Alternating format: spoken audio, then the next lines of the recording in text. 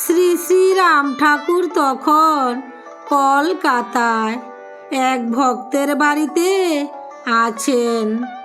দলে দলে দর্শনার্থী আসছেন তাকে প্রণাম করতে। খবর পেয়ে কয়েকজন মহিলা আসেন শ্রী শ্রী ঠাকুরকে প্রণাম করতে। গৃহস্বামী তো সেই মহিলাদের কিছুতেই ঠাকুরের কাছে যেতে দেবেন না। তাদের অপরাধ, তারা সামাজিক দৃষ্টিতে পতিতা। শ্রী শ্রী রাম ঠাকুর তো পতিতপাবন। ওই মহিলাদের কথা তার কানে যেতেই বললেন, আমি অন্ধ, আমি তো চোখে দেখি না। ছোট বড়, পতিত অপতিত, সাধু অসাধু কিছুই দেখি না। তারা যখন আসিতে চায় তখন আসিতে দিতে আপত্তি কি?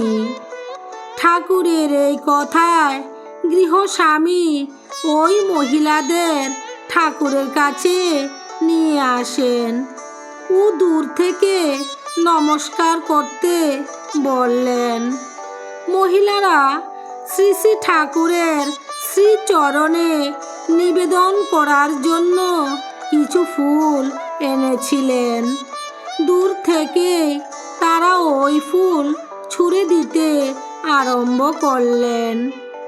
পরম দয়াল রাম ঠাকুর ওই ফুল তুলে মহিলাদের মাথায় দিলেন, মাথায় হাত দিয়ে আশীর্বাদ করলেন। আর ওই মহিলারা আনন্দে আত্মহারা হয়ে চোখের জল মুছতে মুছতে ধীরে ধীরে ঘর থেকে বেরিয়ে গেলেন। এই ঘটনা ভক্তেরা এক নতুন শিক্ষা লাভ করলেন।